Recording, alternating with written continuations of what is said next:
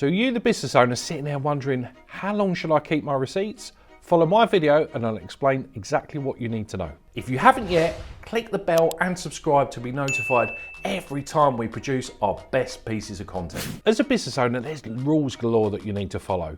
And one question that we get asked this a lot is, how long should you keep your receipts and records for VAT purposes?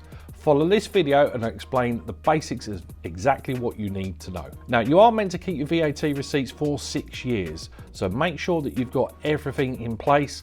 And if you are losing your accounting system, make sure you've got access to it on an archive basis. So if anyone did check your VAT return or your corporation tax return, you have proof that you have claimed exactly what you should do exactly at the time.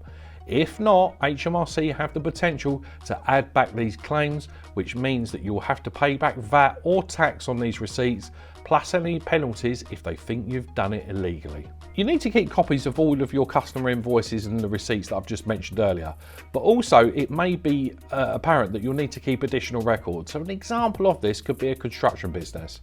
A construction business that's doing a conversion can charge 5% VAT.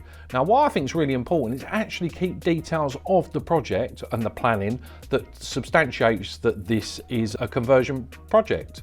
So if anyone checked from HMRC that they can see, yeah, you've charged the right amount of VAT, this was the property you were working on, it was a conversion. The same would go for a new build. If you've got pictures of the new build, you've got plans and details of it, you want to keep them records as well to substantiate that that work was meant to be charged at 0% VAT. I like to go down the road of keep everything that substantiates what you've got. So if anyone comes in to have a look, you're saying, come on, have a look. I'll show you exactly what you're looking for. Let's make this as painless as possible so you can check we've done it properly. That way you're not overclaiming any VAT, having to pay back stuff that could be a big amount in years and get hit with penalties. So make sure if you've got any variations from your standard business, make sure you can support it. What needs to be included on a VAT receipt? So a VAT receipt that you're getting from a supplier, you will need to make sure that they've got their VAT number on there. That's numero uno, number one. Now, if it's a small receipt under a certain amount, they don't have to put a breakdown of the VAT amount. And when it's a larger invoice, they have to put the VAT breakdown of what they charge you for. It could be possible when you're buying materials or goods from a business, you may buy stuff that's got differing VAT rates.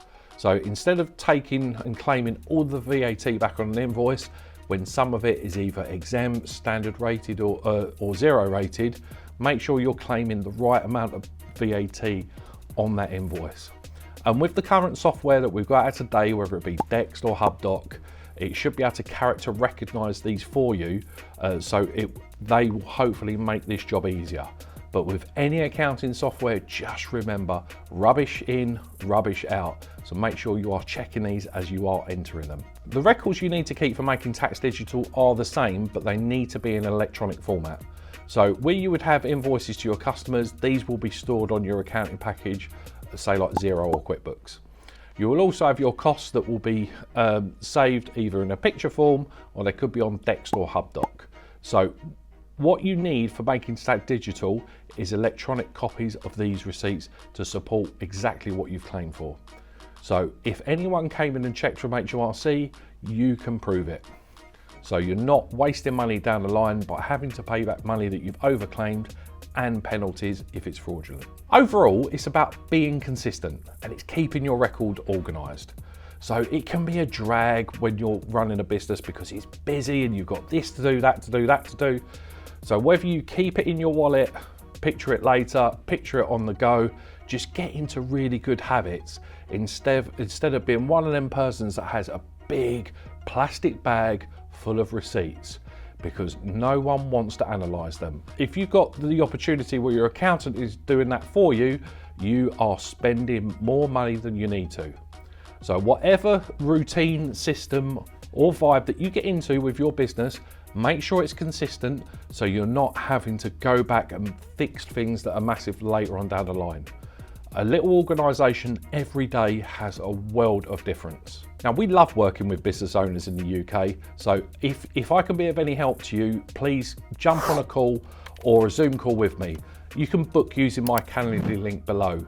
We can get to know each other, and if there's any further questions that I can help with from this video, I'll be glad to help.